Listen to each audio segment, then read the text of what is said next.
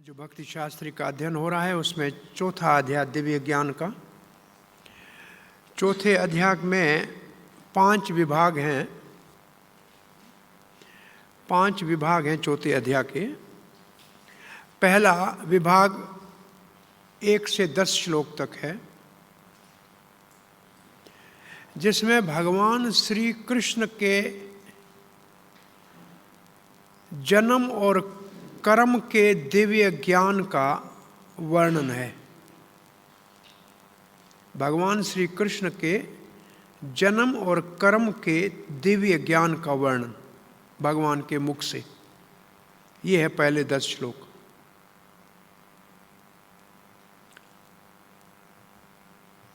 ग्यारह से 15 तक इस ज्ञान को, ये जो भगवान ने ज्ञान दिया दिव्य, अपने जन्म के विषय में, अपने कर्म के विषय में, उसका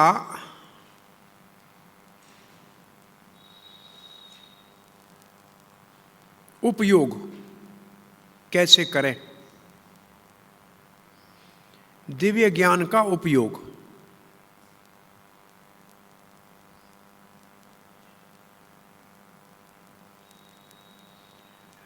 और 16 से 24 तक तीसरा विभाग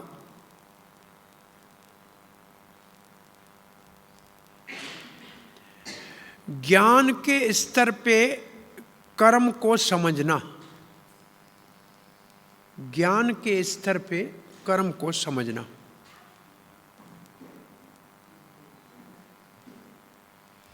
और इस विषय में मुख्य बात है अकर्म क्या होता है।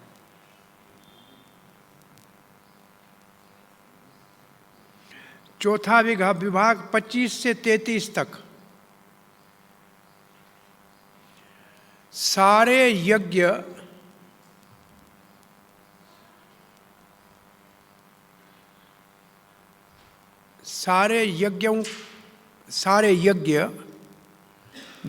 दिव्य ज्ञान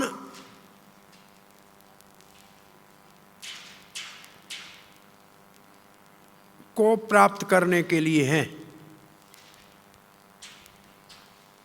सारे यज्ञ दिव्य ज्ञान को प्राप्त करने के लिए है। और 34 से 42 तक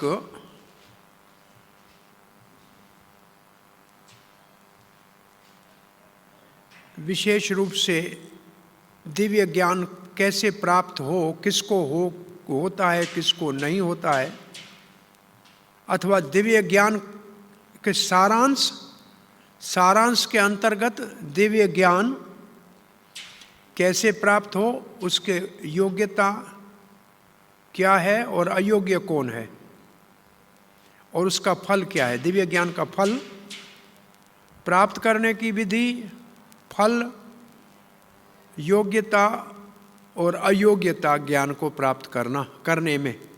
तो ये 5 विभाग हैं चौथे अध्याय के।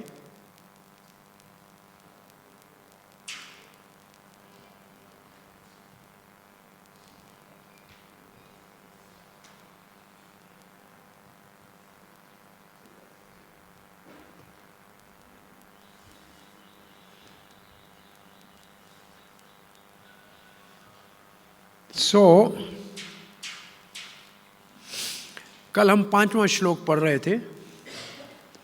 अब हमने कल के 5वें श्लोक का अध्ययन पुनः शुरू करते हैं।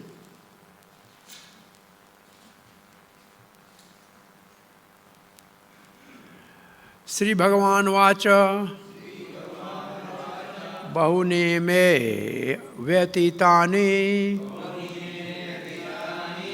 जन्मानि तव च अर्जुन तानि अहं वेद सर्वाणि न त्वं वेत्तत् परन्तप।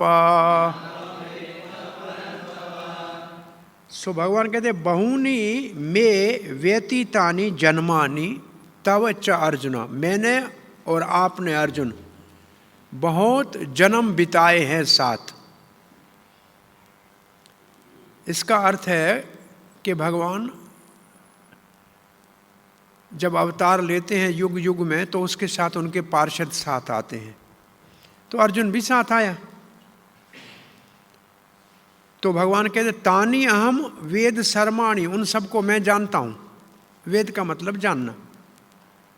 न त्वम, तुम नहीं जानते हो। वेतथ परंतप, वेतथ उसको, उस तथ्य को आप नहीं जानते हो, उस विशेष तत्व को, तथ्य को आप नहीं जानते हो, मैं जानता हूं। तो ये श्लोक है, इसका अर्थ है कि भगवान जन्म लेते हैं। तो इस श्लोक, ये श्लोक और आगे वाले श्लोक में एक चीज आपको, भगवान के अवतार लेने में और जीव के धरती के ऊपर जन्म लेने में क्या अंतर है, ये आप एक कागज पे विभाग बना लीजिए कि भगवान अवतार लेते कैसे लेते हैं और जीव का जन्म कैसे होता है। ये दो तीनों श्लोकों में आपको इन दोनों में अंतर बताना है।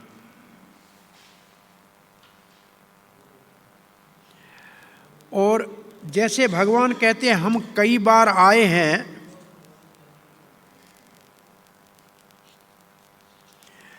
ऐसे और श्लोक अगर आपको चाहिए जिसमें भगवान कहें कि मेरे बहुत, भगवान के जन्म होते हैं, बहुत नाम होते हैं, बहुत रूप होते हैं, तो भगवान श्री कृष्ण के नामकरण करने के समय गर्ग आचार्य ने एक श्लोक कहा है कि इसके बहुत रूप हैं, बहुत नाम हैं और हर युग में अवतार लेता है। तो ये श्लोक आपको ढूंढना है तो 10-8-15 10-8-15 गर्ग आचार्य कृष्ण के नामकरण के समय उनके बहुत रूप, रंग, वर्ण कहते हैं रंग को, और 10 के 51 में, 10वें स्कंद के 51 अध्याय 51 के 56 श्लोक में भगवान स्वयं श्री कृष्ण मुचकुंड को कहते हैं कि मैं बहुत बार जन्म लेता हूं। तो भगवत गीता को भागवत से प्रमाणित करें कि भगवान बहुत जन्म लेते हैं।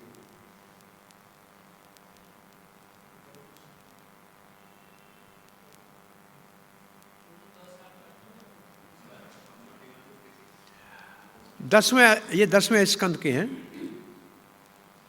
10-8 और 10-51।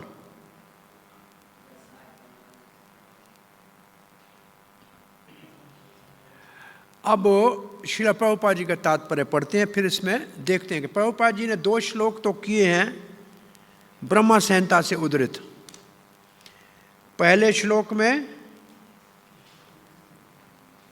अद्वैतम अच्युतम अनादि अनंत रूपम, और दूसरे में रामादि मूर्तिशो। तो भगवान के अनंत रूप है। अच्छा, एक दो लाइन में आपको परिभाषा लिखनी है अद्वैत और अच्युत की। इस श्लोक के तात्पर्य से अद्वैत और अच्युत की क्या परिभाषा है, अद्वैत की क्या परिभाषा है, अच्युत की क्या है, इस श्लोक के आधार पे, इस तात्पर्य से आपको एक एक लाइन में इन दोनों शब्दों को प्रभुपाद जी ने लिखा है तात्पर्य में। ठीक है, तो ये 2 श्लोक कहने से प्रभुपाद जी भगवान के नाना अवतारों का, अनंत रूपों का,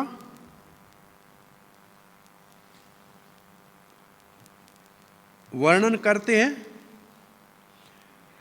परंतु मुख्य बात क्या है, 2 श्लोक ये क्यों लिखे हैं? पहला कारण है कि इस बात को केवल वेद को पढ़ने वाले जान नहीं सकता। वेदेषु दुर्लभम अदुर्लभम आत्मभक्तो। ये श्लोक लिखने का मुख्य उद्देश्य है कि भगवान के जन्म को और भगवान के कर्म को वेदों से नहीं जाना जा सकता, ज्ञानी नहीं जान सकते, केवल भक्ति से जाना जा सकता है। ये मुख्य बात है। तो ये बात प्रभुपाद जी ने पहले 2 श्लोकों के भाव में लिखी है। फिर दिया है एक उदाहरण, चक्रवर्ती पाद ने ये उदाहरण दिया है और बलदेव विद्याभूषण ने ये उदाहरण दिया है। वैदुर्य मणि, एक वैदुर्य रत्न होता है, उसमें लाइट पड़ती है तो बहुत से रंग उसमें से निकलते हैं। तो भगवान है एक, लेकिन समय समय के ऊपर उनसे अलग अलग रूप रंग निकलते रहते। तो उदाहरण भगवान के अवतारों का किसके साथ दिया है? वैदुर्य मणि। ये हमारे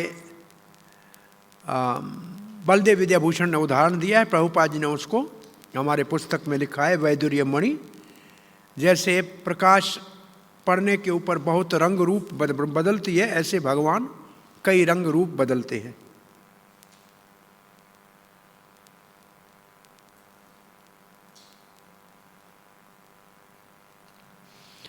और वैदुर्य मणि के उपरांत श्रील प्रभुपाद जी ने आगे लिखा है। अब प्रभुपाद जी लिखना क्या चाह रहे हैं?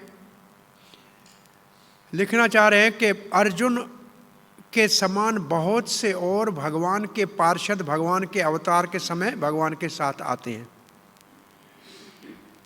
तो भगवान कभी अकेले नहीं होते, पहले तो ये याद रखिए, भगवान कभी अकेले नहीं होते हैं। हमेशा कोई पार्षद साथ में होगा, कोई सेवक साथ में होगा। तो भगवान के पार्षद सदा साथ होते हैं।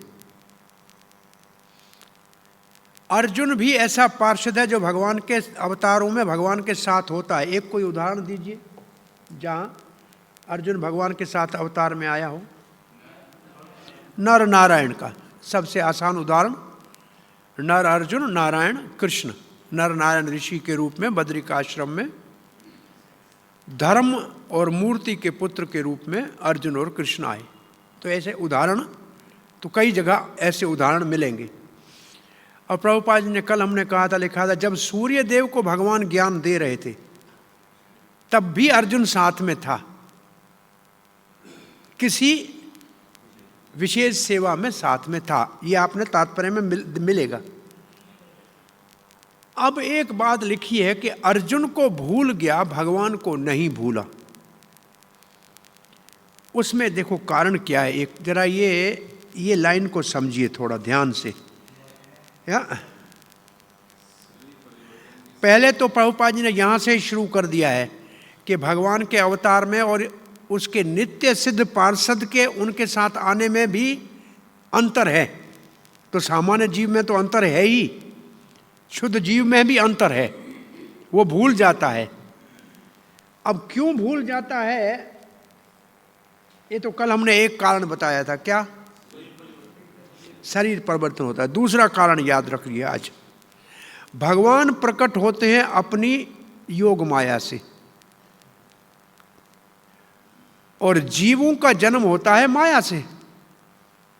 तो माया तो सबको भ्रमित करेगी।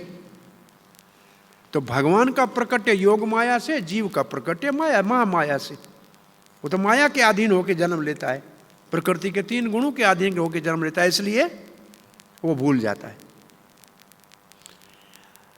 अब एक बहुत महत्वपूर्ण लाइन लिखी है, उसको ध्यान से देखिए। अर्जुन जैसे शुद्ध नित्य भगवान के पार्षद भी भूल जाते हैं थोड़ी देर के लिए। वो किसके द्वारा कैसे भूल जाते हैं? शरीर परिवर्तन तो ठीक है, एक और शब्द लिखा है, जरा अपना किताब खोल के उसको पढ़िए, आपको समझ में आता है। ये ऐसे लिखा है, इसको पढ़िए, देखिए यहां लिखा है,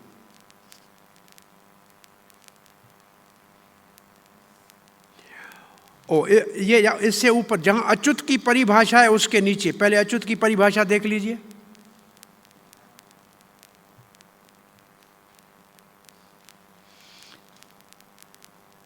जीव कितना भी बड़ा हो परंतु भले नित्य मुक्त हो फिर भी भगवान के समान नहीं है। इसके बाद अच्युत का क्या अर्थ है? ब्रह्म संहिता के शब्द अच्युत का अर्थ है भगवान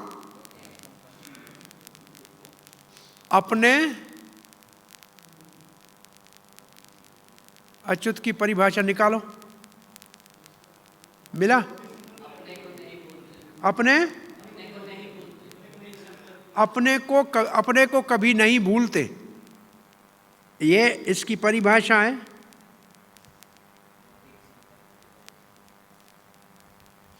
एक और शब्द इसके साथ लिखा है, भौतिक जगत में आने के उपरांत भी अपने विषय में कुछ नहीं भूलते। तो इसके लिए एक शब्द क्या होना चाहिए संस्कृत में? सर्वज्ञ है।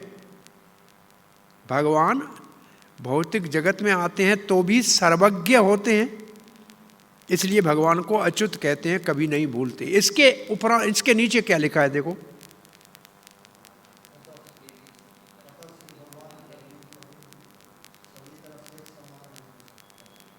इसके बाद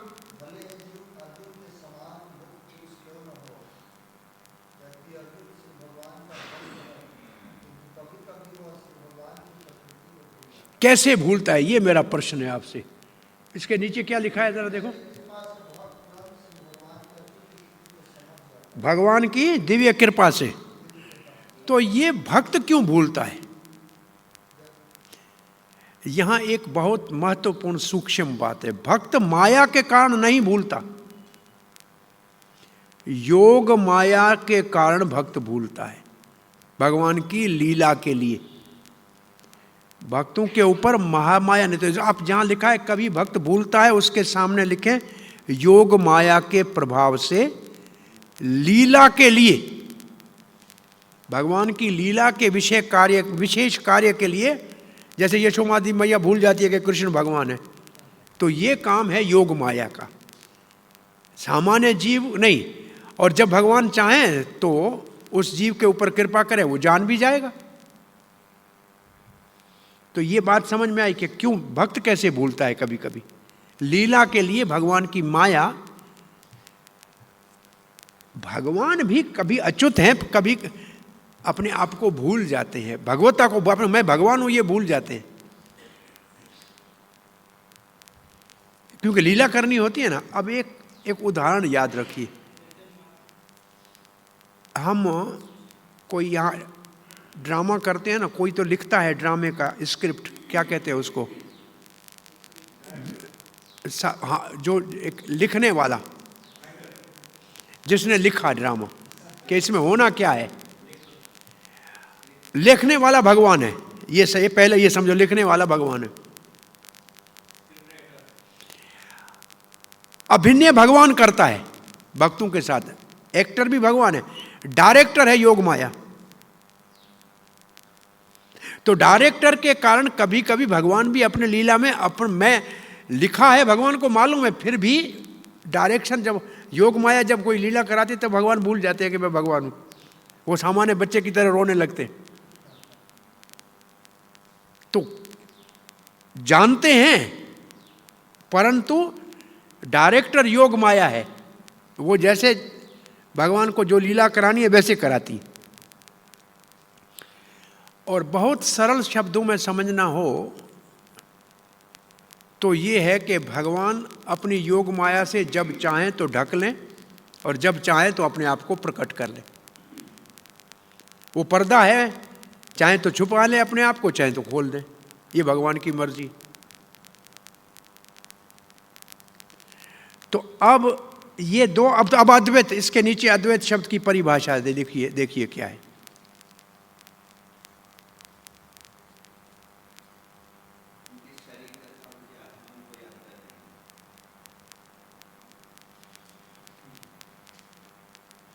बीच में केवल असुर नहीं समझ सकते हैं ये बात, असुरों को तो कभी यादगिरी नहीं आएगी। प्रभुपाद जी कहते हैं शुद्ध भक्तों को भगवान की कृपा से स्मृति आ सकती है, असुरों को नहीं आ सकती है। फिर अद्वैत की परिभाषा क्या है? बस ये महत्वपूर्ण बात है, याद रखना, भगवान के शरीर और आत्मा में कोई अंतर नहीं है। अच्छा, हमारे कितने शरीर हैं?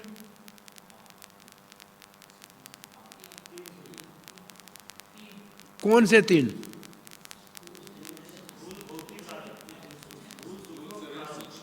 सूक्ष्म, स्थूल, कारण। असल में तीसरा जो है हमारा आध्यात्मिक स्वरूप है। प्रभुपाद जी कहते हैं आपको अगर कोट बनाना है तो उसमें हाथ बनाते हो, अंदर हाथ होंगे तब ना। तो हमारा अपना एक स्वरूप है असली, उसके ऊपर है सूक्ष्म शरीर, उसके ऊपर है स्थूल शरीर। तो हम तो 3 हो गए, भगवान है एक।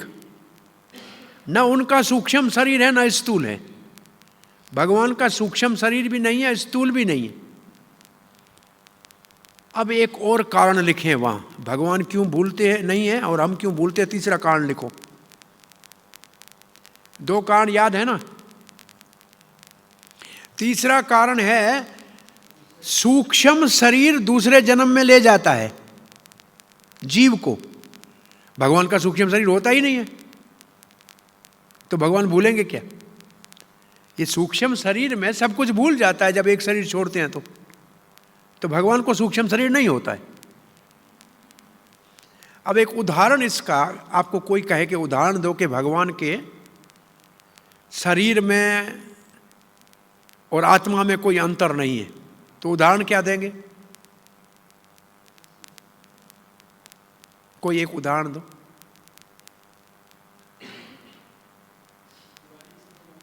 हाँ जी, क्या?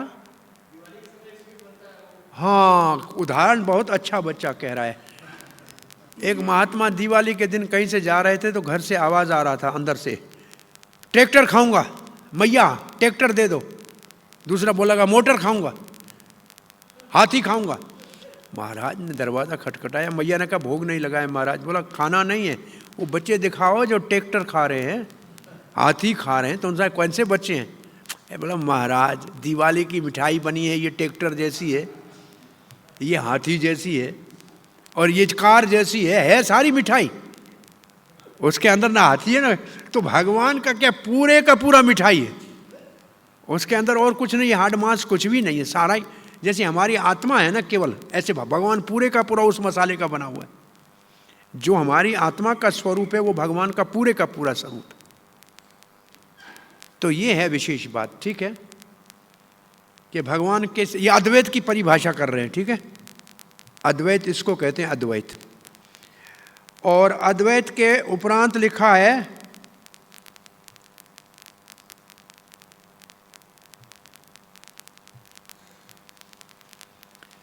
अद्वैत के पीछे एक और शब्द लाइन क्या लिखा है? भगवान से संबंधित हर एक वस्तु चिन्मय है।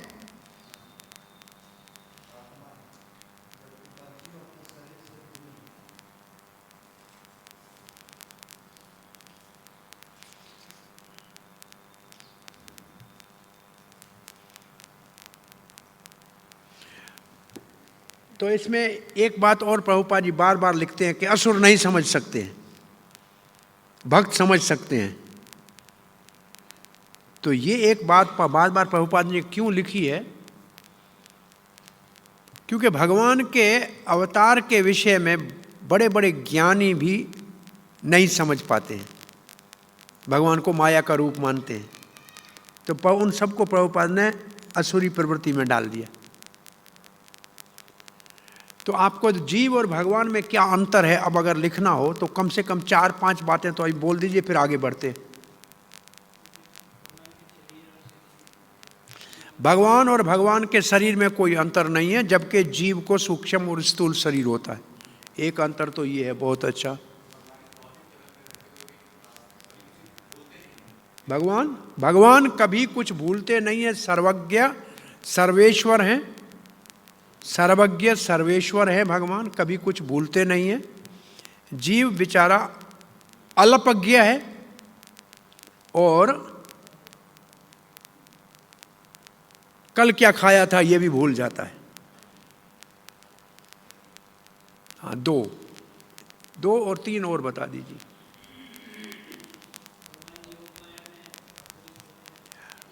भगवान का प्रकट्य योग माया के माध्यम से होता है, जीव का प्रकट्य महामाया से के माध्यम से होता है। बहुत अच्छा। एक और बोलो। हाँ जी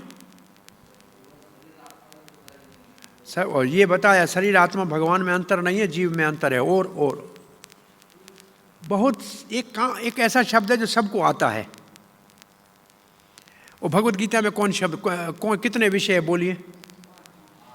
5 विषयों में से कौन सा विषय है जो नित्य नहीं है?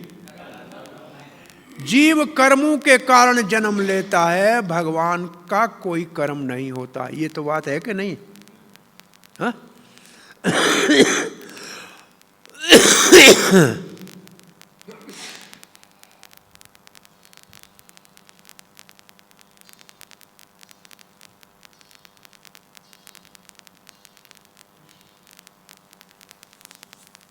जीव भी अजन्मा है, भगवान भी अजन्मा है, लेकिन दोनों में अंतर है।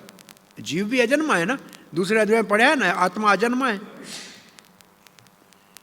तो 3 सिद्धांत आज समझ लीजिए। शरीर का जन्म होता है और मृत्यु होता है। शरीर का जन्म और मृत्यु होता है। आत्मा का आवागमन होता है कर्मों के कारण। आत्मा का आना जाना होता है कर्मों के कारण, और भगवान का अवतार होता है अपनी इच्छा से। ये 3 सिद्धांत हैं। शरीर का जन्म और मृत्यु, आत्मा का आना जाना कर्मों के बंधन से, भगवान का अवतार अपनी स्वेच्छा से। ये अंतर है इसमें, ठीक है? तो हम आगे का श्लोक पढ़ें। और भी 2-4 अंतर आप ढूंढिए, मिलेंगे, बहुत सारे मिलेंगे आपको। 2 तो और अंतर आप लिख सकते हैं जो 2 बड़ी भाषाएं लिखी है। एक तो परिभाषा लिखी है अच्युत की, अच्युत वाली परिभाषा, अद्वैत वाली परिभाषा। भगवान से लगेगा उनसे, एक तो हमने लिख दिया है, लेकिन वैसे लिखेंगे तो और भी कुछ आ सकता है, ठीक है?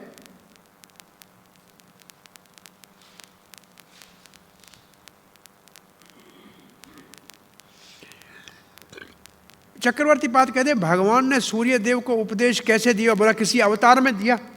ये भगवान अवतार के समय उपदेश देते हैं, इसका मतलब ये, क्योंकि नहीं तो तेने ब्रह्म हृदय कह देते, जैसे ब्रह्मा जी के हृदय में वेद दिया, ऐसे नहीं कह रहे हैं।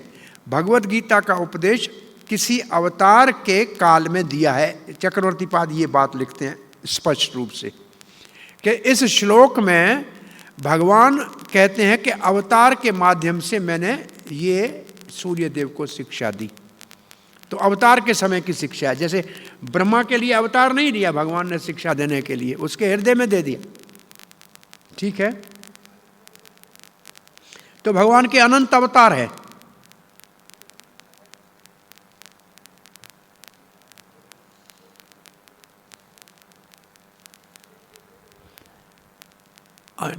श्रील प्रभुपाद का तात्पर्य हमने पढ़ लिया। अब हम अगले श्लोक में जा रहे हैं।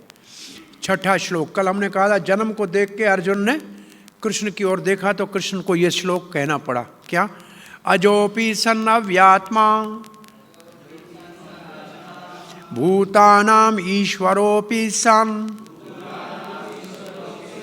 प्रकृतिम स्वाम अधिष्ठाय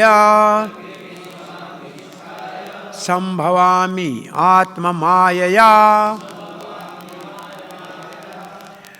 एक अव्यय आत्मा का शब्द आप अच्छी तरह से इसका अर्थ समझ लीजिए। अव्यय का अर्थ तो सबको आता है, अविनाशी। आत्मा का यह शब्द है शरीर। मेरा शरीर अविनाशी है। मेरा शरीर, क्योंकि आत्मा का अर्थ शरीर भी होता है, मन भी होता है, आत्मा का अर्थ जीवात्मा भी होता है। यहां अव्यय का अर्थ है अविनाशी, आत्मा का अर्थ है शरीर, जिसको हम कहें अच्युत। अच्युत की परिभाषा है ये। मेरा शरीर अविनाशी है, क्योंकि सूक्ष्म स्थूल का कोई इसमें भेद नहीं है, ये सारा ही सच्चित आनंद है। तो आत्मा का यह अर्थ शरीर है, भगवान का स्वरूप कहा जाए। और प्रकृति जो शब्द है यहाँ, प्रकृतिम स्वाम अधिष्ठाय, ये प्रकृति का अर्थ भौतिक प्रकृति नहीं है। प्रकृति के संस्कृत डिक्शनरी में दो अर्थ और भी है। एक स्वभाव, भाई इसकी प्रकृति कैसे स्वभाव है ना, एक स्वरूप। तो मैं अपने स्वरूप में, अपने स्वभाव में प्रकट होता हूं। ये प्रकृति भौतिक नहीं है, ठीक है। प्रकृति की परिभाषा अलग है, इसमें आत्मा की परिभाषा अलग है, अजन्मा भगवान को सिद्ध करने के लिए। और तीसरा आत्म माया। आत्म माया का मतलब मेरी योग माया से, मेरी आत्म मतलब मेरी, यहां मेरी योग माया से। और योग माया मेरी चित्त शक्ति के, योग माया क्या है? चित्त शक्ति, चित्त शक्ति के द्वारा, चित्त असचित आनंद है ना, चित्त शक्ति, मेरी चित्त शक्ति के द्वारा। तो योग माया से मैं प्रकट होता हूं। माया के दो और अर्थ हैं। एक माया का अर्थ तो आपको समझ में आया, योग माया, माया दो। एक माया का अर्थ है करुणा, कृपा। जैसे कहे कहीं माता बड़ी मायामयी है, बच्चे से कितनी इसका माता मायामयी माता, मतलब बच्चे से बहुत स्नेह करती है, करुणा करती है। तो माया का एक अर्थ है स्नेह, करुणा, दया, मर्सी। तो भगवान जीवों के ऊपर करुणा करने के लिए अवतार लेते हैं, करुणा एक अर्थ है। एक अर्थ माया का है ज्ञान। ये हमारे आचार्यों ने संस्कृत से माया का एक अर्थ निकाला है ज्ञान। सब जीवों के कर्मों को भगवान जानते हैं, यह है माया का एक और अर्थ। तो यहां एक माया का अर्थ लें कि भगवान अपनी योग माया से प्रकट होते हैं, यह सामान्य अर्थ बहुत अच्छा, कि भगवान अपनी अंतरंग शक्ति के द्वारा प्रकट होते हैं। दूसरा है कृपा करके प्रकट होते हैं। तीसरा है सब अपनी चित्त शक्ति, ज्ञान के द्वारा प्रकट होते हैं। तो तीन इसके आचार्यों ने, तीन शब्दों का अर्थ इस श्लोक में विशेष है। किस बात को सिद्ध करने के लिए? कि भगवान अजन्मा है, जन्म लेते हुए भी अजन्मा है। अजोपी, अजन्मा होते हुए भी, अजन्मा होते हुए भी। सन अव्यात्मा, ये मेरा शरीर अविनाशी है। और एक शब्द लिखा है अजन्मा, तो जीव भी है। यहां ये प्रश्न उठता है ना, जीव भी तो अजन्मा है, तो भगवान आप में और जीव में अंतर क्या है? ये एक और अंतर आप उसमें लिखें लिस्ट में। मैं भूतों का ईश्वर हूं, मैं सब भूतों का ईश्वर हूं, भूतानाम ईश्वरो सम। मैं सारे जीवों का स्वामी हूं। जीव स्वामी नहीं है, वो तो सेवक है। तो जीव सेवक है, भगवान स्वामी है, वो भूते। ये अंतर हो गया ना एक और, भगवान में और जीव में। सर्वभूतों का ईश्वर है भगवान, जीव ईश्वर नहीं है।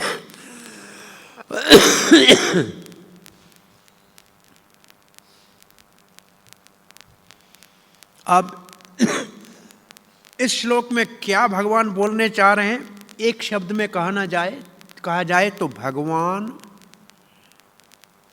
अपने सच्चित आनंद स्वरूप का वर्णन करने जा रहे हैं। जब वो जन्म लेते हैं तो भगवान के जन्म का, सच्चित आनंद स्वरूप का वर्णन भगवान करने जा रहे हैं। और आगे कर्म का वर्णन करेंगे और फिर कहेंगे जो दोनों इसको जानता है।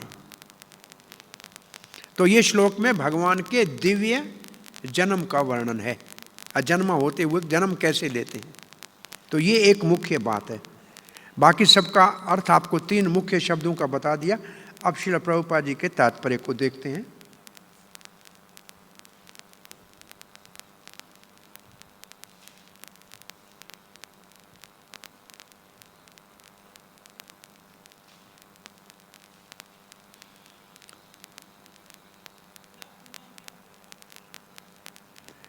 स्मृति शास्त्रों का उदाहरण बहुत दिए हैं। बलदेव विदूषण का बहुत लंबा है तात्पर्य। चक्रवर्ती कहते हैं भगवान के प्रकट्य का भगवान वर्णन कर रहे हैं। ये श्लोक भगवान के प्रकट्य का वर्णन है। ये श्लोक भगवान के प्रकट्य का वर्णन है, भगवान के दिव्य जन्म का वर्णन है। भगवान के दिव्य स्वरूप का वर्णन है। ठीक है,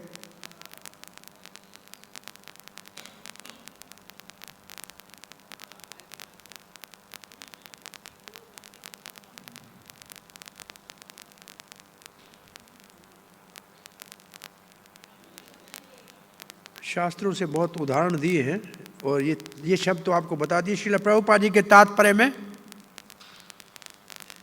प्रभुपाद जी ने उन दोनों का भाव लिया है और पहला लाइन में क्या लिखा है, भगवान अपने जन्म की विशेषता बता रहे हैं, ऐसे ना, भगवान के जन्म की विलक्षणता बता रहे हैं। ठीक है, सामान्य जीव के समान भगवान का जन्म नहीं होता है। और फिर प्रभुपाद जी थोड़ी देर के लिए वही बात लेते हैं कि भगवान को याद रहता है और उनको भूल जाता है। ये बात थोड़ा तात्पर्य में प्रभुपाद जी पुनः लिख रहे हैं। ठीक है, और फिर भगवान सामान्य लोगों के ऊपर टिप्पणी कर रहे हैं कि लोग अपने आप को भगवान तो कहते हैं लेकिन कल की बात भी याद नहीं है। भगवान को तो सर्वज्ञ होना चाहिए, सर्वेश्वर होना चाहिए, सर्वशक्तिमान होना चाहिए, सर्वव्यापक होना चाहिए। लेकिन ये प्रभुपाद जी जीव में अंतर कर रहे हैं, जीव और भगवान में अंतर कर रहे हैं। ठीक है,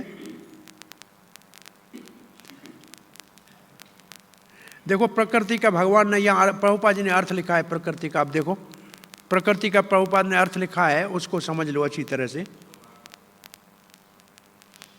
प्रकृति का मतलब मेरा स्वरूप लिखा है ना, प्रभुपाद जी स्वरूप शोभा दोनों लिखे हैं ना, स्वभाव स्वरूप दोनों। ठीक है, ये पक्का याद करना है। इसके नीचे लिखा है अव्यय आत्मा का अर्थ। देखो इसके नीचे अव्यय आत्मा का अर्थ है, क्या लिखा है, मैं, भगवान कहते हैं कि मैं अपने स्वयं शरीर में प्रकट होता हूं, ऐसे लिखा है ना, हाँ लिखा है ना। ये है अव्यय आत्मा का मतलब अर्थ। ये जो लाइन है ये अव्यय आत्मा की परिभाषा है प्रभुपाद जी के तात्पर्य में। ठीक है, और इसको समझाने के लिए दूसरी लाइन में क्या लिखा है, मेरे शरीर में कोई परिवर्तन नहीं होता है जैसे सामान्य लोगों के शरीर में परिवर्तन आता है। इस बात को समझाने के लिए नीचे दूसरी लाइन लिखी है ना, ये अव्यय आत्मा की परिभाषा है। इसका मतलब आपके श्लोक में अव्यय आत्मा का अर्थ निकालना है तो ये जगह पे लिखा हुआ है। ठीक है, ये दो लाइनों के सामने आप लिख दो, ये अव्यय आत्मा का परिभाषा है।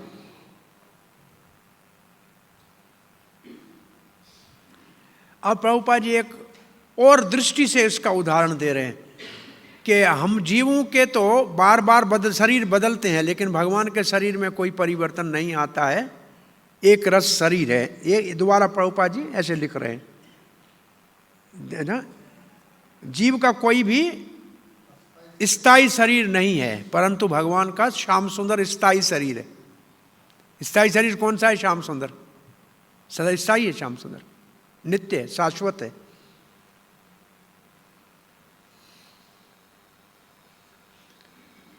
भगवान जब ये प्रकट होते हैं अपनी अंतरंग शक्ति के द्वारा प्रकट होते हैं। अब प्रभुपाद जी तो बहुत जो कह दिया ना, क्या कह दिया प्रभुपाद ने, भगवान का शरीर स्थायी है, उस स्थायी शरीर का वर्णन कर रहे हैं। देखो लाइन में है, द्विभुज श्याम सुंदर लिखा है, वेणुधारी के रूप में प्रकट होते हैं। ये है भगवान का, ये भगवान का क्या है, स्थायी रूप। चैतन्य महाप्रभु ने पूछा था एक बार रघुपति उपाध्याय से, भगवान का कौन सा रूप, बोला श्याम सुंदर। कौन सी आयु, बोला किशोर। कौन सी लीला, ऐसे 4 प्रश्न पूछे। तो ये भगवान का स्वरूप है। ठीक है, अब ये आत्मा की परिभाषा कृष्ण के लिए क्या है, श्याम सुंदर वेणुधारी, कृष्ण के लिए ये परिभाषा है। ठीक है,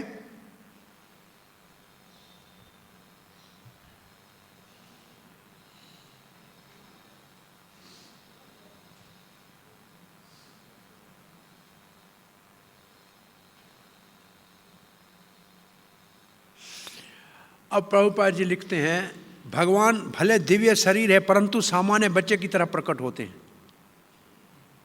और बच्चे का, अब प्रभुपाद जी भगवान की कुमार अवस्था, पौंगल अवस्था, किशोर अवस्था, युवा अवस्था का वर्णन कर रहे हैं। आज एक बात और याद कर लो, भगवान का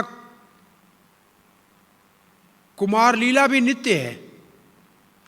जब यहाँ कुमार लीला पूरी होती है, मानो कि यहाँ 3 साल पूरे हो गए, 5 साल पूरे हो गए, कुमार 5 साल होता है, 5 साल की उम्र को कहते हैं कुमार लीला। वो श्री कृष्ण के 3 साल में हो जाता है। कृष्ण 3 साल का 5 साल जितना लगता है, ऐसे चक्रवर्ती पाद लिखते हैं। तो जब यहाँ भगवान की बच्चे की लीला समाप्त हुई तो किसी और लोक में भगवान बच्चे की लीला करते हैं। तो बच्चे की लीला भगवान की नित्य है।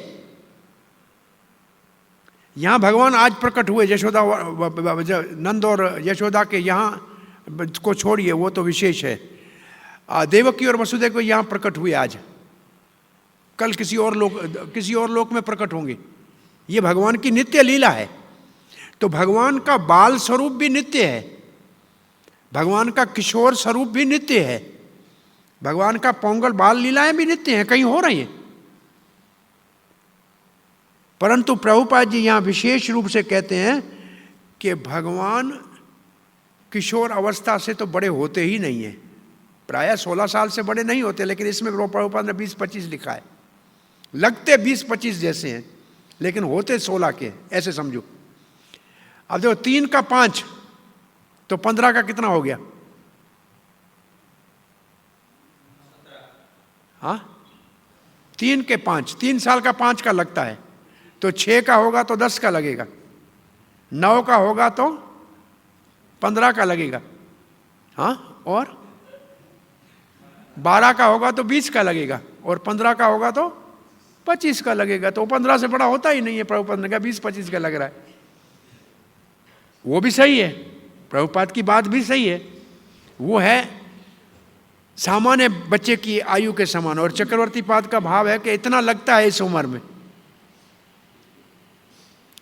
तो प्रभुपाद जी कहते हैं जब भगवान श्री कृष्ण गीता का उपदेश दे रहे हैं तब तो 100 साल के बराबर होंगे, परंतु कभी भी वो 20-25 से बड़े नहीं लगते। तो प्रभुपाद जी क्या इसमें बताना क्या चाह रहे हैं कि भगवान का शरीर में जो ये 4 विभाग हैं, बाल, कुमार, पौंगड़, किशोर और युवा, ये नित्य हैं, इसमें कोई परिवर्तन नहीं होता, ये हमेशा होते हैं। तो बाल लीला भी नित्य है, ये बात समझनी चाहिए। अन्य भागवत में पढ़ाते हैं तो ये मुख्य बात पढ़ा नहीं पाते। नित्य लीला का मतलब क्या है भाई? एक वात्सल्य का भक्त है तो कहीं ना कहीं तो वात्सल्य लीला होगी ना, वहां जाके भाग लेगा। सखा भक्त है तो पौंगल लीला कहीं होती होगी तो वहां जाके गैया चराएगा ना। तो ये भगवान की लीलाएं नित्य हैं, ये भगवान के शरीर नित्य हैं। 20-25 साल का लिखा है प्रभुपाद ने। और आपको कभी आप पढ़ेंगे जब रसिक शास्त्र, तो भगवान कभी 16 साल से बड़े नहीं होते। आयु इतनी लिखी है भगवान की, मालूम है ना। राधा रानी की आयु के 13 साल पर 8 महीने में, एग्जैक्टली मुझे याद नहीं, लेकिन ऐसे 14 से कम ही है, 15 से कम, 14 से कम, एग्जैक्टली लिखी हुई है कितनी है। जरा कल वो कहाँ गया हमारा, आज वो है नहीं। हाँ हाँ जी, कहाँ छुप गया? ढूंढ के निकालना राधा रानी की आयु कितनी है एग्जैक्ट। नहीं, वो जो यहाँ बैठता है वो नाम हट वाला, क्या नाम उसका? हाँ हाँ, वो गूगल गुरु। राधा रानी की और कृष्ण की नित्य आयु क्या है? ठीक है, आज से मेरे ख्याल में कोई 10 साल पहले मैं प्रवचन दिया तब बताया था, मुझे याद नहीं है। 13 साल 7 महीने कुछ दिन ऐसे एग्जैक्टली लिखा है। 12 से ऊपर ही है। बहरहाल ढूंढ के निकालना पक्का काम करके, ठीक है। अब प्रभुपाद जी क्या लिखते हैं? 25 साल जब लिखा है, कोई कहे अब प्रचार करो, कोई कह सकता है कृष्ण की उम्र तो 16 से ऊपर होती नहीं है, 25-20 कैसे कृष्ण प्रभुपाद ने लिखा है? तब आप कहेंगे विश्वनाथ चक्रवर्ती ठाकुर ने कहा है कि सामान्य बच्चे 5 साल के, कृष्ण का 3 साल, उससे 25 साल का कृष्ण हो जाएगा 15 का, तो कोई अंतर नहीं, ठीक है ना। ये भी आपको जवाब देना पड़ेगा। लोग बोलेंगे कैसे लिखा है भाई, 25 क्यों लिखा है, 15 से बड़ा होता ही नहीं है कृष्ण 16 से। तो ये उसका अब प्रभुपाद जी उदाहरण देते, आपने कभी भी कृष्ण का ऐसा कोई चित्र नहीं देखा होगा जिसमें वो बूढ़ा हो गया हो, हाँ, परंतु वो सबसे पुरातन पुरुष है, सबसे पुरातन, सृष्टि से पहले का है, भूत भविष्य पहले का है। हाँ जी, 14 साल 2 महीने 15 दिन। भाई 14 साल 2 महीने 15 दिन राधा, मैंने कहा 14 मतलब 13 से ऊपर ही है, क्योंकि 12 से नीचे मंजरी होती है। 12 2 14 2 15 14 ढाई 14 साल 2.5 महीना। ये राधा रानी की नित्य आयु है, किशोरी राधे, ठीक है। कृष्ण 16 के अंदर मिलेगा। 1 साल 7 महीने बड़े हैं, तो 16 हो गए और क्या, 2.5 और 7 15 9 15 साल 9 महीने 7 दिन कृष्ण की नित्य आयु है। 16 से कम ही हो गई। 15 9 7। अच्छा है ना, ये याद होना चाहिए, आना चाहिए, याद होना चाहिए कितना है। 15 9 7। हरे कृष्ण। 11 साल बोलते हैं। 11 साल तक वृंदावन में भगवान ने नित्य लीला की, फिर मथुरा चले गए। वैसे कहते 3 साल 4 महीने गोकुल में बाल लीलाएं की, तब वो 5 साल के लग रहे थे। फिर आए वृंदावन में 3 साल 4 महीने 4.5 5 महीने यहाँ भी रहे, और फिर गए नंदगांव में, यहाँ किए ग्वाल बालों के संग लीला, सखा लीला, फिर गए वहाँ रास लीला करने। तो ऐसे सब मिला के 11 साल से थोड़ा कम ही है। 11 तक जनरली कहते हैं 11, 10 साल 10 महीने गया, ऐसे कुछ है। एग्जैक्टली ये भी निकालना है तो निकाल लीजिए कि कितने साल स्वयं भगवान श्री कृष्ण ने ब्रज में लीला की।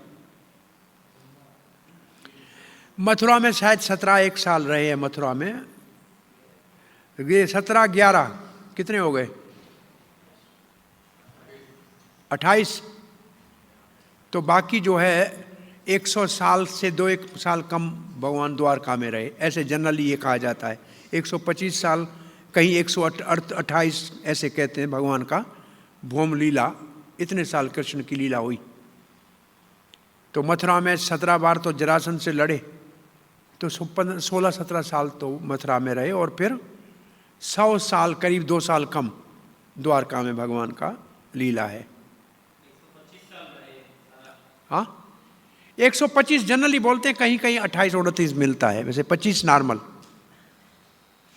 अब एक बात प्रभुपाद जी और लिख रहे हैं, देखो, भगवान के शरीर में भी कोई परिवर्तन नहीं आता है, और भगवान की बुद्धि में भी कोई परिवर्तन। ये बात समझ में नहीं आ रही है।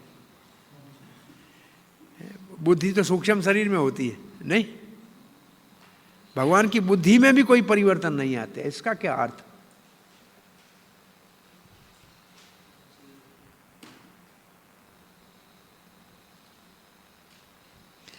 बुद्धि को प्रभुपाद ने लिखा है उनकी स्मृति में। बुद्धि का काम क्या है? सुमरण, उसमें बुद्धि में सुमरण शक्ति होती है। वैसे मन सुमरण, आत्मिक मन का काम है सुमरण। बुद्धि का निर्णय करना, कुछ बात का निर्णय करना बुद्धि का काम है। वो सर्वज्ञाता, इसका मतलब भगवान की सर्वज्ञाता में कोई परिवर्तन नहीं आता है, इसका अर्थ ये है। फिर बुद्धि को लिटरली नहीं लेना कि हमारी तरह मन और बुद्धि और अहंकार भगवान का, ऐसा नहीं इसका अर्थ है।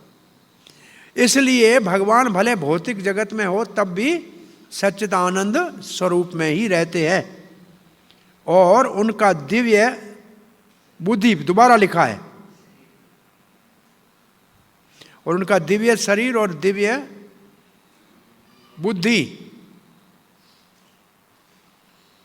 रहती है। अब प्रभुपाद जी दे रहे एक और उदाहरण, भगवान का प्रकट्य और अप्रकट्य का उदाहरण सामान्य लोगों को समझाना है तो सूर्य का उदय और अस्त। सूर्य के उदय को कोई जन्म नहीं कहता है और सूर्य के अस्त को कोई मरण नहीं कहता है। क्यों? जब सूर्य यहाँ अस्त होता है तो कहीं और उगता है। ऐसे भगवान जब यहाँ से जाते हैं तो कहीं और लीला शुरू कर देते हैं। तो सूर्य का उदाहरण भगवान की नित्य लीला का परिचय है। ठीक है, तो यहां उदाहरण एक सूर्य का दिया। पहले कौन सा उदाहरण दिया था? एक उदाहरण पहले भी कुछ कर दे के आया है ना। हाँ, यहां सूर्य का तो उदाहरण है, एक और दिया था वैदुर्य मणि, 2। ठीक है, वैदुर्य मणि है नाना रूपों के लिए और सूर्य है भगवान के प्रकट्य के लिए। दोनों में भी अंतर है।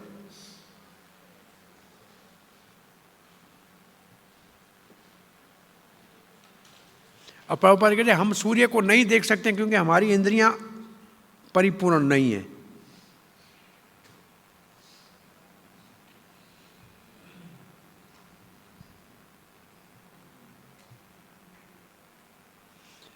अब प्रभुपाद जी भगवान के इस भौतिक जगत में दिव्य रूप में प्रकट होने के लिए शास्त्र से उदाहरण दे रहे हैं। वेदों में क्या लिखा है?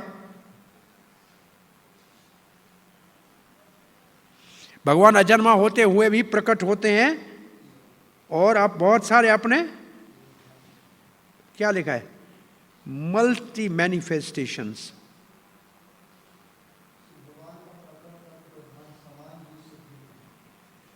वेदों में क्या? इस वेदों के बाद क्या? वेदों वाला पूरा पढ़िए।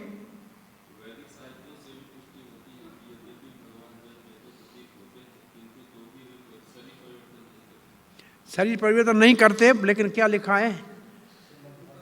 मल्टी मैनिफेस्टेशंस, बहु रूपों में प्रकट होते हैं। क्या लिखा है? हाँ जी, अनेक रूप, बहुरूप अनेक रूप। ठीक है, और तो वेदों का एक सप्लीमेंट्री लिटरेचर कॉन्फ्रेंस, भगवान अवतार लेते हैं फिर भी शरीर में कोई परिवर्तन नहीं आते हैं, वेदों में लिखा है। भागवत में भी ऐसे लिखा है। हाँ, ये वसुदेव और देवकी के सामने सामान्य चतुर्भुज रूप में भगवान प्रकट हुए शंख चक्र गदा लेकर। ठीक है, ये भगवान का असामान्य अवतार का उदाहरण है।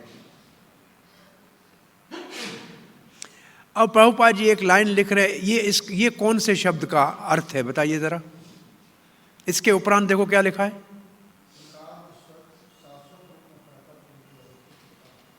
क्या है? अहितुकी। ये कौन से शब्द का अर्थ है? आत्म माया का। देखो ये आत्म माया की परिभाषा है। ठीक है, अहितु की कृपा से, ये माया का एक अर्थ है।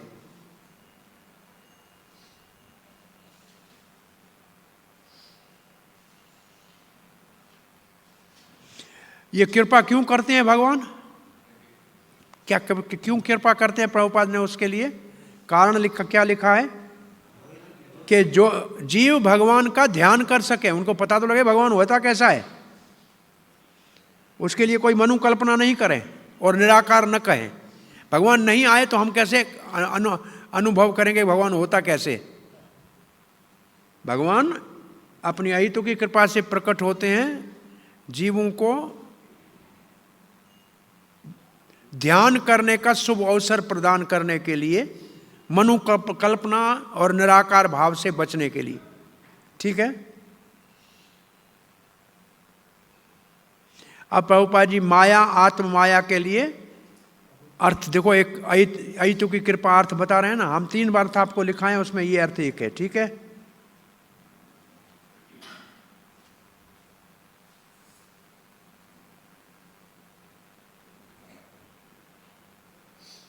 एक प्रश्न उठा है, आचार्यों ने उठाया है कि भगवान मत्स्य रूप में भी आए, नरसिंह में भी आए, तो अभी आए तो वो सब कहाँ हैं? तो उसका उत्तर ये दिया है कि उनकी योग माया जिस रूप को प्रकट करना चाहती है प्रकट करती है, जिसको छुपाना चाहती है छुपा लेती है। ये भगवान की योग माया का काम है। जिस रूप को प्रकट करना है उसको प्रकट करिए, है नित्य, ये रूप सारे नित्य हैं। और जब स्वयं भगवान श्री कृष्ण आते हैं तो ये सारे उनके अंदर होते हैं, वो सब उन्हीं में समाये होते हैं, पर प्रकट वही होता है जिसकी आवश्यकता होती है। वो भगवान की योग माया का काम है।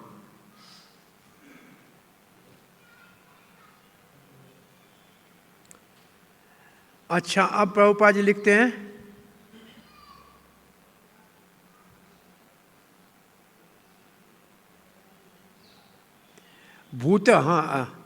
भूतानाम ईश्वर अपि की लाइन की परिभाषा प्रभुपाद जी क्या लिखते हैं, देखो। भगवान अद्भुत कार्य करते हैं और क्या अति मानव, मानव से अति मानव, ये मतलब मानव से उत्तम, मानव के सोच से भी उत्तम लीलाएं करते रहते हैं।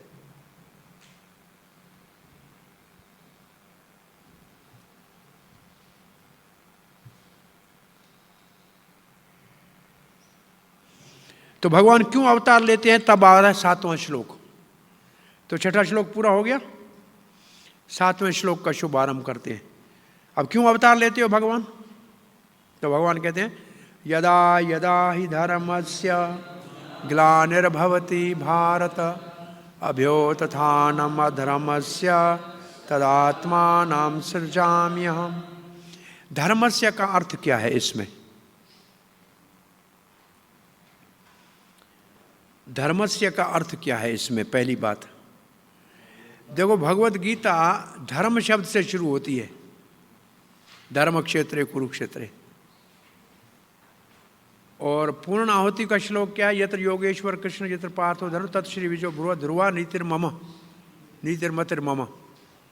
वहाँ धर्म शब्द नहीं है, ये धर्म, ये तू धर्मामितम यथोक्तम परिपास्ते श्रद्धाना मत पारमा भक्तास्ते अति में प्रिय।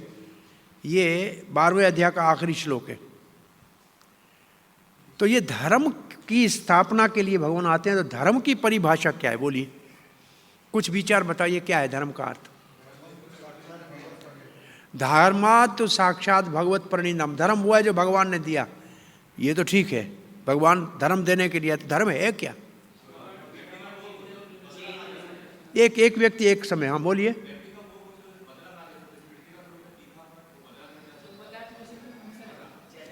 क्या बोला?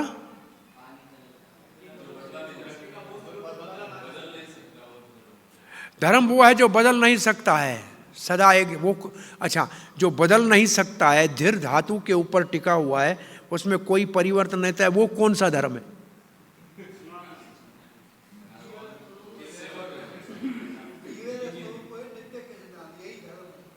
जीवेर स्वरूप कृत्य कृष्ण दास, यही धर्म है जीव का,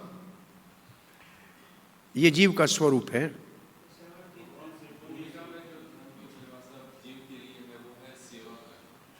सेवा जीव का धर्म है।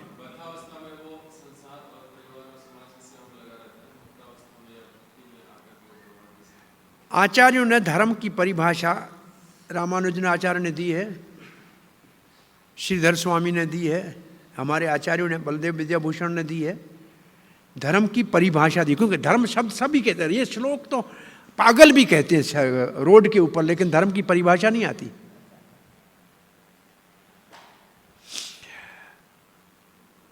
रामानुज आचार्य कहते हैं भगवान की अर्चना धर्म है, भगवान की पूजा धर्म, भगवान की पूजा का धर्म। बलदेव विद्याभूषण कहते हैं शुद्ध भक्ति धर्म की परिभाषा है। शुद्ध भक्ति देने के लिए स्वयं भगवान आते।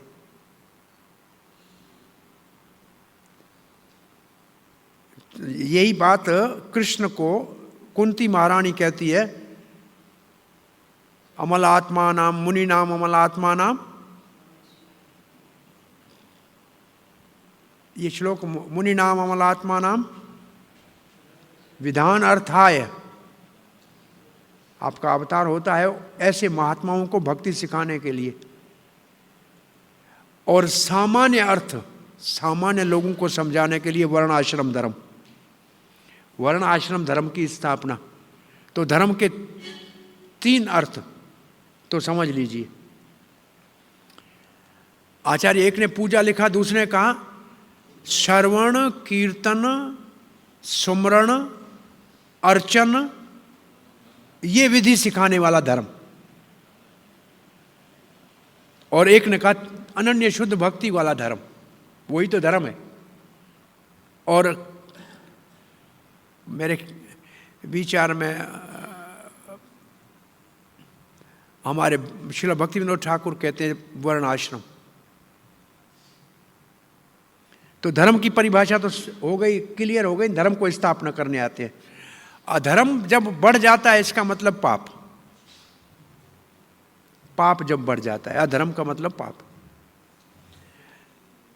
अब दूसरा महत्वपूर्ण शब्द है सृजामि अहम, तद आत्मानाम सृजामि अहम, आत्मानाम सृजामि अहम। यहां सृजामि का अर्थ सृष्टि नहीं है, पैदा नहीं होता हूं, प्रकट होता हूं। यहां सृजामि का अर्थ है प्रकट होता हूं, मैं अपनी अंतरंग शक्ति के द्वारा प्रकट होता हूं।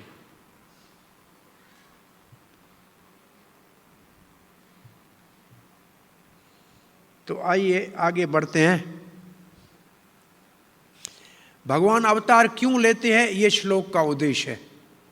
क्यों लेते हैं भगवान अवतार, उसका कारण बता रहे हैं।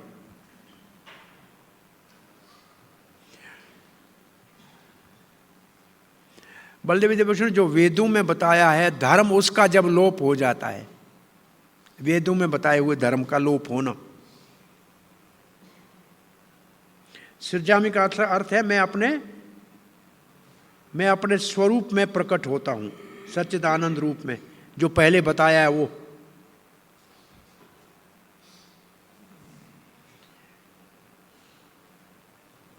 कब प्रकट होते हैं ये कोई कहे तो कोई ऐसा नेम नहीं है, भगवान की जब इच्छा हो तब होते। अब श्रील प्रभुपाद जी का तात्पर्य पढ़ते हैं, अपना किताब खोलिए।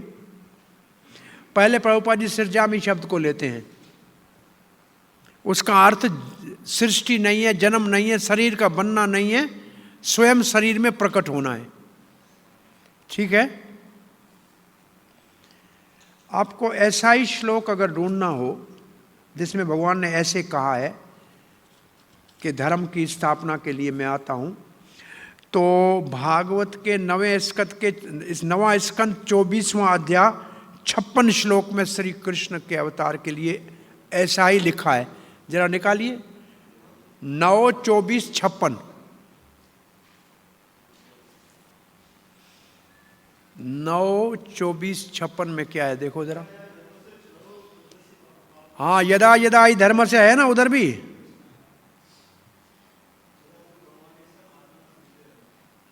वहां भी सृजामि शब्द है।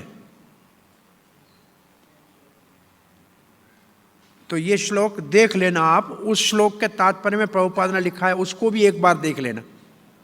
ठीक है। अब ये सृजामि की परिभाषा प्रभुपाद ने दे दी। सृजामि का मतलब प्रकट होना। अब प्रभुपाद जी ने बलदेव विद्याभूषण का भाव दिया है। वैसे भगवान का नेम है प्रकट होने का, वो कौन सा नेम है यह लिखा है, कल हमने इसके ऊपर चर्चा की थी। 7वां मनवंतर, 28वीं चतुर्युगी, द्वापुर का अंतिम चरण। परंतु भगवान जब चाहें पूर्ण स्वतंत्र है, जब चाहें प्रकट हो सकते। ठीक है।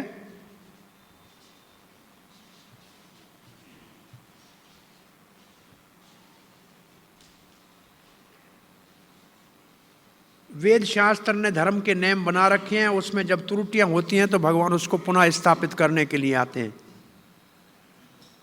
और फिर जो आपने श्लोक कहा था, प्रभुपाद ने उस धर्म की परिभाषा दी है, धर्मातु साक्षात भगवत प्रणीतम। वेद भी पहले भगवान के मुख से ही ब्रह्मा जी को प्राप्त हुए हैं, ब्रह्मा जी के हृदय में भगवान के द्वारा प्राप्त हुए। तो धर्म भगवान का ये श्लोक आ गया।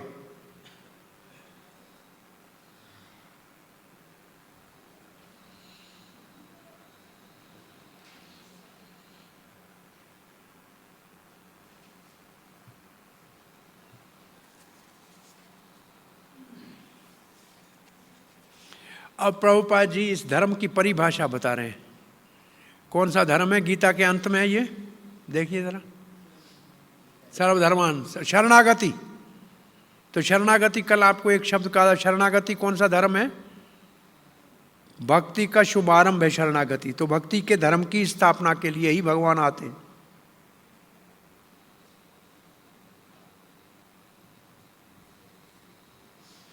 और सारे वेदों का शिक्षा इस शरणागति की ओर हमको ले जाती है। और असुर जब इसके अंदर बाधा डालते हैं तो भगवान को प्रकट होना पड़ता है। और प्रभुपाद ने एक अवतार का उद्देश्य दिया, एक उदाहरण दिया है बुद्ध का। कब प्रकट हुआ? जब वेद के नाम में हिंसा हो गई, तो अहिंसा के धर्म की स्थापना के लिए बुद्ध। तो ये कौन सा धर्म? अहिंसा का धर्म। तो ऐसे धर्म, किसी अवतार के लिए कोई विशेष धर्म की स्थापना करनी होती है। ठीक है, ये बुद्ध का उदाहरण दिया अहिंसा धर्म की स्थापना के लिए। वेदों में जो अहिंसा है उसकी स्थापना के लिए। इसलिए हर एक भगवान के अवतार का कोई उद्देश्य होता है, जिसका वर्णन शास्त्रों में किया हुआ है। अब प्रभुपाद सावधान कह रहे हैं, अगर शास्त्र में वर्णन नहीं है अवतार का तो उसको अवतार नहीं माना जा सकता। दो विशेष बातें हैं, अवतार का उल्लेख भविष्यवाणी शास्त्र में होनी चाहिए और उसके कार्य अति मानवीय होने चाहिए, सामान्य नहीं होने चाहिए। अवतार तब माना जाएगा। भगवान अपनी जब इच्छा हो तब प्रकट हो सकते हैं।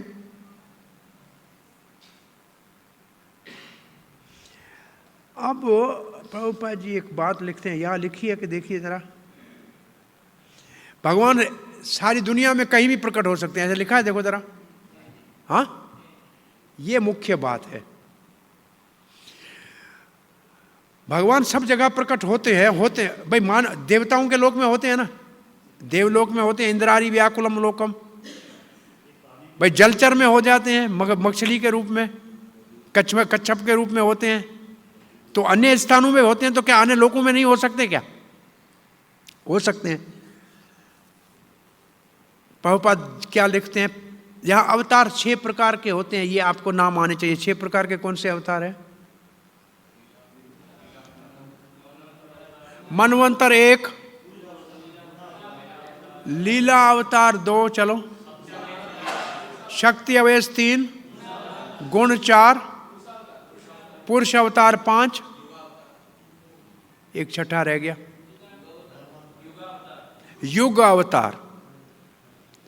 युग अवतार, गुण अवतार, लीला अवतार, मनवंतर अवतार, ये 6 प्रकार के अवतार हैं। पहले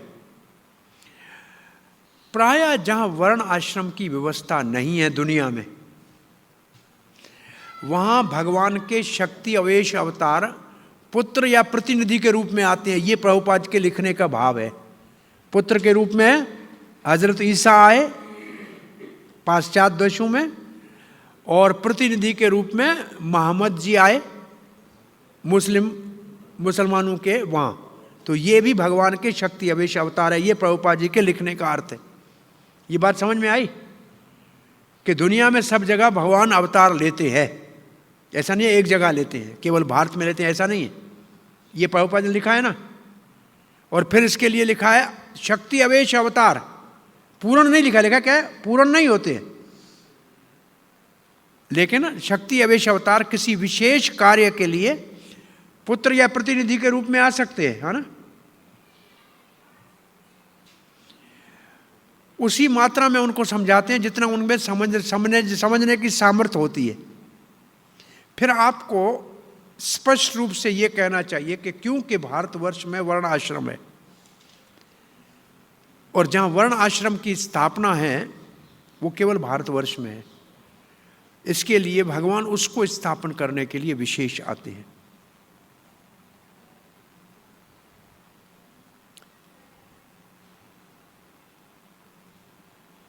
एक बार का कुंभ मेले में हम थे, वो विदेशी कुछ भक्त थे, कहा हमारे यहाँ कुंभ मेला क्यों नहीं लगते? हमने बोला आपके केवल गंगा जमुना सरस्वती नहीं है तो कैसे लगेगा? ये तीनों लाओ, त्रिवेणी बनाओ, तो नदियाँ तो सब जगह है, लेकिन गंगा जमुना सरस्वती नहीं है। तो जहाँ वर्ण आश्रम नहीं है वहाँ भगवान का ये लीला गुण अवतार ये नहीं होते हैं प्रायः, वहाँ शक्ति अवेश अवतार होते हैं। उन लोगों में जितना सामर्थ्य समझने की होती है उतनी ही बात उनको समझाते हैं और वहाँ से आगे बढ़ाने का प्रयास करते हैं। ये प्रभुपाद जी के इस तात्पर्य के टुकड़े का अर्थ है। हर जगह भगवान जब चाहे तब प्रकट हो सकते हैं, उतना ही धर्म के विषय में जानकारी देते हैं जितने वहाँ के विशेष लोग उस परिस्थिति में समझ सकते। परंतु उद्देश्य एक ही होता है। क्या उद्देश्य होता है? भगवान के भावना को जागृत करना। उद्देश्य एक ही होता है, कृष्ण भगवत भावना का जागृति करना। देखो प्रभुपाद कभी अपने प्रतिनिधि को भेजते हैं, अपने पुत्र को भेजते हैं, अपने सेवक को भेजते हैं। ये दोनों उदाहरण है, एक हजरत ईसा का और एक हजरत मोहम्मद का। ठीक है, दिख रहा है ना, दुनिया में यही तो दो बड़े मजहब है, उनमें भी अवतार हो। प्रभुपाद जी मानते थे कि ये भी गुरु है।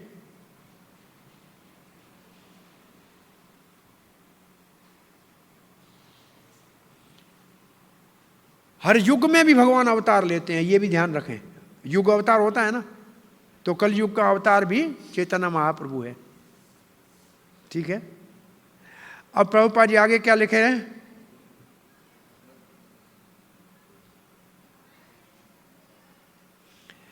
अब प्रभुपाद जी कहते हैं अर्जुन को जो भगवान धर्म का उपदेश दे रहे हैं ना, ये अति उत्तम है, क्योंकि अर्जुन उन्नत भगत है। ये अर्जुन का स्तर बहुत उन्नत है, इसलिए जो यहाँ भगवान भागवत धर्म का उपदेश दे रहे हैं। असल में अगर आपको सही माना में समझना है कि भगवान कौन से धर्म का उपदेश देने आते हैं, आज याद रख लिए, वेदों के अंदर दो धर्म हैं, प्रवृत्ति और निवृत्ति। वेदों में दो धर्म है, प्रवृत्ति गृहस्थों के लिए, निवृत्ति साधु सन्यासी ब्रह्मचारी के लिए। परंतु भगवान जब आते हैं तब भागवत धर्म देने के लिए आते हैं, जो सबके लिए है। भागवत धर्म का पालन मानव तो सभी कर सकते हैं, अंतज्य भी कर सकते हैं, जवन भी कर सकते हैं, परंतु पशु पक्षी भी कर सकते हैं। पशु पक्षी भी कर सकते हैं भागवत धर्म का पालन। तो विशेष है भागवत धर्म, जिसके देने के लिए भगवान को आने की आवश्यकता पड़ती है। और भागवत धर्म का अर्थ है भक्ति। इस भागवत धर्म का वर्णन ध्रुव महाराज के शब्दों में भी है, प्रहलाद महाराज के शब्दों में भी है, और पूरे 4 अध्याय 11वें स्कंद में भागवत धर्म है नव योगेंद्रों का, उसका नाम भागवत धर्म है। और पहले स्कंद भागवत के 3रे अध्याय में भक्ति का जो साधना है, भक्ति की साधु सो नित्य भागवत सेवा से लेकर, इसको भी भागवत धर्म कहते हैं। इसी के ऊपर प्रभुपाद ने एक बार प्रवचन दिए थे न्यू वृंदावन में, एक किताब छपा था, उसका नाम था भागवत धर्म प्रवचन। उसका नाम ही था भागवत धर्म प्रवचन। तो भगवान स्वयं श्री कृष्ण भागवत धर्म की स्थापना के लिए आते। तो ये धर्म की एक मुख्य परिभाषा ये है। ठीक है, हम कहने आपको ये जा रहे थे असल में कि भारतवर्ष इस पूरी पृथ्वी का नाम है। असल में इसको पहले अजनाब वर्ष कहते थे। जब ऋषभदेव के पुत्र भरत हुए तब इस पृथ्वी का नाम भारतवर्ष हो गया। परंतु भारतवर्ष में भारत खंड है, जिसमें हम रह रहे हैं, जहाँ गंगा जमुना बहती है, ये भारत खंड है। आपने देखा है जब कोई संकल्प पढ़ता है तो कहता है भारतवर्ष है, भारत खंड है। तो भारतवर्ष तो सारा है, परंतु उसके अंदर भारत खंड है। ये जो भारत खंड है, यहाँ भागवत धर्म प्रचलित होता है हमेशा। यहाँ से फिर पूरी दुनिया में जाता है, लेकिन भारतवर्ष सारा है। महाभारत के समय में कितना बड़ा भारत था, कम से कम ये बताइए। महाभारत को छोड़ो, 50 साल पहले भारत बर्मा अलग नहीं था, बांग्लादेश अलग नहीं था, पाकिस्तान अलग नहीं था। ये तो नेपाल तो था, मेरे ख्याल में राष्ट्र था। ये तो 50 साल पहले तो भारत के ये तो इतना तो था ही ना। ये 5 देश जो है, ये स्वर्ण भूमि, थाईलैंड और फिर इंडोनेशिया और फिलीपीन, सिंगापुर, नाम है सिंगपुर, सिंह माने शेर, इसका नाम सिंगपुर से था कि शेर वहाँ, शेर और हिरण साथ खड़े थे, बोला ये तो बहुत अच्छी जगह है सिंगापुर। ये सारा इनको कहते थे, ये 5, ये भारतवर्ष का अंग था कोई आज से 500 साल पहले, ये भारतवर्ष था। ये 5 के 5 श्री, इसको स्वर्ण भूमि तो आज अभी भी कहते हैं थाईलैंड को, और ये पूरे का पूरा इसका 5 का नाम है, 5 श्री क्षेत्र ऐसे कुछ नाम था। ये तो भारत का अंग था ही। और इराक, ये पूरा मिडिल ईस्ट, महाभारत के समय में शल्य जो था इराक का राजा था, पूरे मिडिल ईस्ट का राजा था शल्य, वहाँ से आया था। मादरी का भाई शल्य जो पांडु की पत्नी थी। और भगदत्त, एक राजा भगदत्त चाइना से आया था, उसके लिए लिखा था, उसकी आंखें इतनी छोटी थी कि एक पट्टी बांध के ऐसे आंखों को खुला रखता था, नहीं तो आंखें बंद हो जाती थी। उसके बाद एक भारी भरकम हाथी था, भीम उससे लड़ते लड़ते उसके पेट को चपक के बैठ गया बचने के लिए। भीम को दिखाई नहीं दिया तो भगवान श्री कृष्ण ने कहा, अर्जुन भीम कहाँ है? बोला वो भगदत्त है मेरे ख्याल में, उसके हाथी के नीचे चपका हुआ है। बोला क्या करूं? बोला पहले जो इसके माथे पे पट्टी है ना, उसके ऊपर तील मारो, जब इसकी आंखें बंद होगी तब इसके हाथी को मार पाएंगे और इसको मार पाएंगे। तो पहले पट्टी को तोड़ा तो आंखें बेचारे की बंद हो गई, फिर मारा, और उस हाथी के मरने का भगवान को दुख हुआ, बहुत बड़ा भारी भरकम हाथी था। तो ये कितना, मैं कहने का ये भारत कितना लंबा चौड़ा था पहले। प्रभुपाद ने तो लिखा है कि राम के समय में साउथ अफ्रीका तक सुरंग बनी हुई थी। प्रभुपाद जी की पुस्तकों में ये भी मिलेगा। तो ऐसा नहीं है कि सब जगह में भगवान का प्रभाव नहीं है, अभी भी कई जगह पे ये तो मंदिर मिलते हैं। इंडोनेशिया में कौन सा ये अपना वियतनाम में सब बड़े से बड़ा मंदिर है, बहुत बड़ा विशाल मंदिर है, इतना बड़ा मंदिर भी कहीं नहीं है, इतना उसका फोटो आता रहता, देखा है वियतनाम में। ये तो सभी अभी 500 साल पहले भारतवर्ष था भाई, अवशेष तो भारत के सब जगह आज भी पड़े हैं। इसलिए प्रभुपाद जी ने कहा कि मैं अकेला बूढ़ा हूँ, 5 नौजवान मिले तो हम पूरी दुनिया को भारत बना देंगे।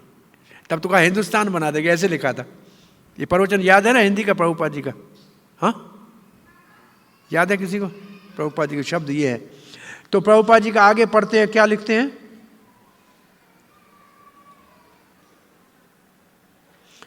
अब प्रभुपाद जी उदाहरण दे रहे हैं कि उन देशों में धर्म और हमारे धर्म में अंतर क्या है। धर्म का उद्देश्य तो एक ही है, भगवत भावना को जागृत करना, पर दोनों में अंतर क्या है? प्रभुपाद उदाहरण दे रहे हैं, किसका उदाहरण क्या दे रहे हैं? गणित का। 2 और 2 4 भी गणित है। और जब कोई और आगे पढ़ता है, एमए करता है या पीएचडी करता है, डॉक्टरेट करता है गणित में, तो वहाँ 2 और 2 का अर्थ दूसरा निकल जाता है, परंतु सिद्धांत एक ही है।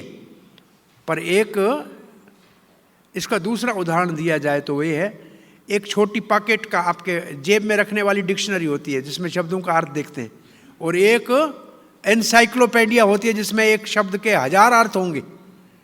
तो जो ये भागवत धर्म है, ये तो है विश्वविद्यालय, ये बहुत, इसमें सब कुछ समाया हुआ है। और अन्य जो है वो छोटे से डिक्शनरी के समान है। इन अंतर इतना है, लेकिन दोनों सिद्धांत एक ही है।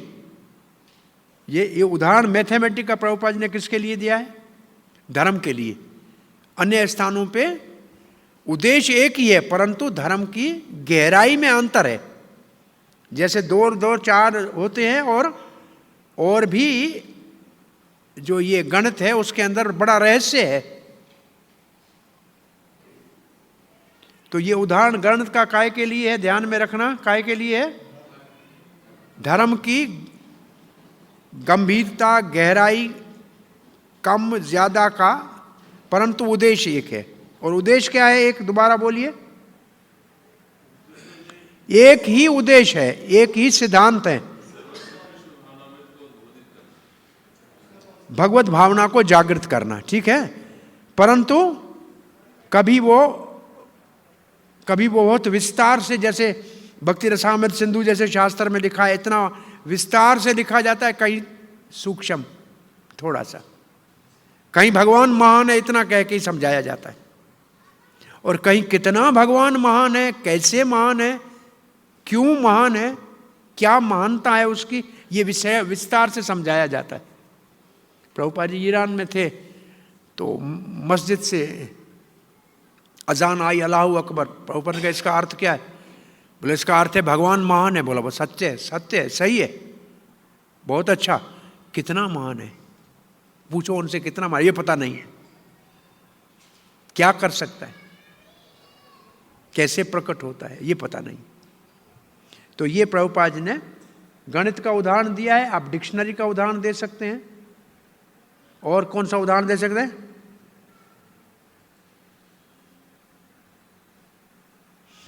अब अंतिम लाइन को देखिए जरा, हमको एक श्लोक तो और पढ़ना ही पड़ेगा। हाँ, टाइम हो गया। कोई, मैं सोचा 10 पूरे करेंगे, लेकिन कोई बात नहीं, ये बहुत मुख्य है, ये महत्वपूर्ण 3-4 श्लोक है, क्योंकि रोज आपके काम के प्रचार के श्लोक हैं, इसका गहराई से समझना बहुत जरूरी है।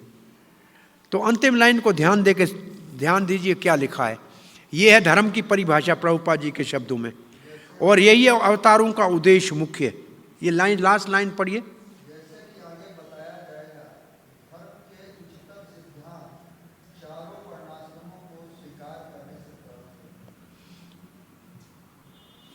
नहीं, लास्ट लाइन। हाँ, अवतारों का उद्देश्य है सर्वत्र कृष्ण भावना को उद्बोधित करना। उसके बाद कभी अप्रकट और अपिप्रकट होती है। देखो ये लास्ट लाइन है, किसका अर्थ है? धर्म ग्लानि भवति, जो कृष्ण भावना कम हो जाती है तो अप्रकट हो गई, और उसको प्रकट करने के लिए भगवान को अवतार लेना पड़ता है। ये धर्म की परिभाषा है। तो यहां आज कथा को विराम देते हैं, कल फिर आगे यहां से पढ़ेंगे। कोई भागना जल्दी नहीं है ना? पक्का? आप लोगों को कोई किसी का प्रश्न है इस विषय में? और हाँ जी,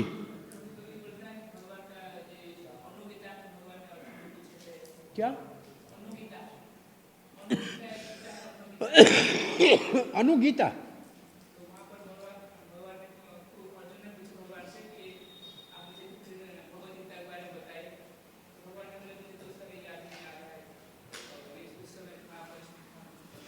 ये कौन कहते हैं कि भगवान से दोबारा अर्जुन ने पूछा गीता बताया, बोला उस वक्त मैंने योग का सहारा लेके बताया, अब मुझे भूल गया, ऐसे बोला है ना? ये कह रहे हो? ये लोग कहते हैं, ये जिनको, ये वो लोग हैं असल में जिनके लिए हमने कल पढ़ा था, क्या करते हैं वो? काले नेय महता योगो नष्ट परंतप। बताइए, एक पहले उसको ये उत्तर दीजिए कि भागवत में लिखा है अर्जुन जब द्वारका से वापस लौटा, कृष्ण के स्वधाम जाने के बाद बड़ा चिंता में था, बाल बिखरे हुए थे, रो रहा था, फिर उसको गीता याद आ गई और वो शांत हो गया। तो जिसने सुनी थी उसको याद आ गई, जो उसने सुनाई थी उसको भूल जाएगी क्या? उसको बोलना, ये उदाहरण देना कि उसको भूल जाए। जो जिसने सुनाई थी उसको तो भूली नहीं, जिसने सुनी थी उसको याद रही, तो सुनाने वाला क्यों भूल गया? कैसे भूल सकता है? ये लोग क्या कहना चाहते हैं, ये कृष्ण ने, इसके अंदर जो है वो ब्रह्म है, उसने दिया है ये, और कृष्ण ने उस वक्त योग माया से दिया, वो जो योग निकल गया।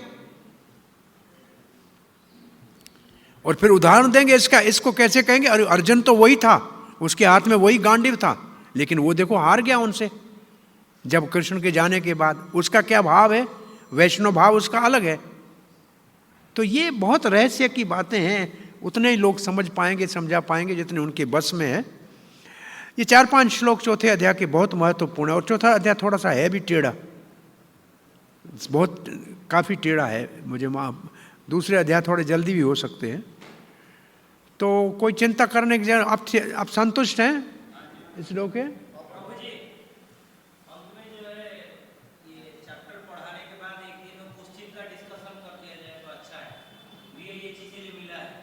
इसी के अंदर सब होता जाता है। आप देख लो आज के ये इन श्लोकों में जो अभी तक 8 तक के अभी करो, बाद में करोगे तो मुझे भी भूल जाएगा कृष्ण की तरह, और आपको भी भूल जाएगा। अभी तत्काल करो तो अच्छा है। देखिए अब पहले 8 श्लोकों में कौन से प्रश्न निकालो। आज तो रोटी खा लो, प्रसाद पालो आज। कल पहले आके आपके प्रश्न क्या है उसी को डिस्कस करना, तो क्या है दिमाग में बैठेंगे, नहीं तो नहीं बैठेंगे। काम तत्काल करो, नहीं तो वो ऐसे हमारे जैसा ही होगा। कल एक महीने के बाद जब पूरे हो जाएंगे 10 दिन में अध्याय पूरा हो, उसके बाद वैसे 4 दिन में ये अध्याय पूरा करते हैं जनरली, लेकिन मैं सोचता हूँ कि आपके साथ थोड़ा सा, क्यों आप प्रचारक हैं, आप मंदिर के अंदर रहने वाले हैं, तो मंदिर का खा रहे हैं, मंदिर में रह रहे हैं, तो इसका मतलब है आपके अंदर कुछ और ज़्यादा सामर्थ्य होना चाहिए, सामान्य के समान नहीं होना चाहिए। और पैसा दे के नहीं पढ़ रहे हैं, दूसरी बात ये है। पैसा दे के पढ़ते हैं तो उतना ही पढ़े। एक मास्टर पढ़ा रहा था, लिखा था बोर्ड के ऊपर, find the centre of a circle, अंग्रेजी में लिखा था find the centre of a circle. समझते हो उसका मतलब? एक गोले का घेरे का जो है बिंदु निकालो। तो मास्टर पढ़ा रहा था find the canter of a circle. तो उसने बोला सेंटर ऑफ द सर्किल। बोला तनख्वाह इतनी मिलती है, जितना पढ़ना है तो पढ़ो, नहीं तो जाओ। तनख्वाह देते हैं इतनी और सेंटर कौन पढ़ाएगा? तो ये क्या है? ये है असल में, इसको कहते हैं निर्गुण स्टडी। इसको कहते हैं निर्गुण स्टडी। इसको आपको एक एक शब्द प्रभुपाद जी के रहस्य को देखो, उसमें कितनी गहराई है, कौन से शब्द का कहाँ लिखा है। थोड़ा इसकी ये जैसे हमारी भागवत मारनी है, ये निर्गुण है, 7 दिन में हो, वो रजोगुण की है, उसका नाम है राजसिक भागवत। करते हैं, कभी बोलना पड़ता है, लेकिन वो रजोगुण का है। 1 महीना कम से हो तो सतोगुण का है। मासिक अगर करे तो उसको सात्विक कहते हैं, और जो ऐसे रोज पढ़े वो निर्गुण है। तो ये हमारा अध्ययन निर्गुण होना चाहिए, कि भक्ति के स्तर पे होना चाहिए। तो हम तो चलो भागा दौड़ी करेंगे, आगे चले जल्दी ऐसी होगी तो, अभी तो नहीं कर रहे। तो इसमें कल प्रश्न लाना भाई, ठीक है? इतने विभाग में जितने आगे उसको निकाल के लाओ पहले। चलो भाई ये माला पहनो, तेरे को कल तक याद रहेगा। आजा वैकुंठ, आजा। माला उतर गई तो भूल जाएगा। हरे कृष्ण। अच्छा ये एक डब्बा है मेरा भिक्षा का, कोई भी एक सब्जी, सिर्फ कोई एक सब्जी जो ठीक हो, कम ऐसे। थोड़ा सा ले लिए कल, थोड़ा सा ले लिए। सूखा कोई हो तो ठीक है, देखिए कोई लगे स्वस्थ के हिसाब से ठीक लगे एक। क्यों भाई बताओ तो सही, कुछ आपको कुछ समझ में आ रहा है कि नहीं?